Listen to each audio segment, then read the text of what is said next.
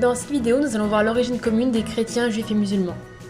Les juifs, chrétiens et musulmans croient en Dieu unique, créateur du monde et des hommes. Dans la Bible, il est raconté comment Dieu a créé le monde en 6 jours.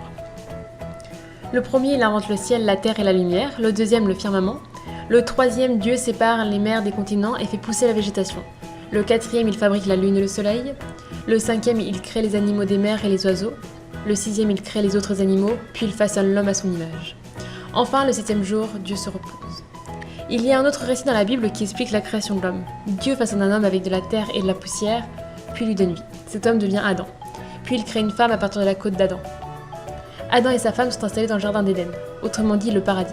Ils peuvent faire ce que bon leur semble à l'exception de manger les fruits de l'arbre de la connaissance du bien et du mal. Le couple désobéit et Dieu les condamne à vivre sur terre une vie de travail et de souffrance. Adam et Ève ont de nombreux enfants, tous aussi indisciplinés que leurs parents, et les générations passent sans que rien ne s'améliore. Dieu souhaite donc tout recommencer. Il demande à Noé, car c'est le seul homme à croire en lui, de construire une arche et de mettre dans l'arche un couple de chaque espèce animale ainsi que sa famille. Puis il déclenchera le déluge. Après 40 jours de déluge, la tempête s'arrête. Quelque temps plus tard, Dieu aurait demandé à Abraham, descendant de Sem, fils de Noé, de ne croire qu'en lui.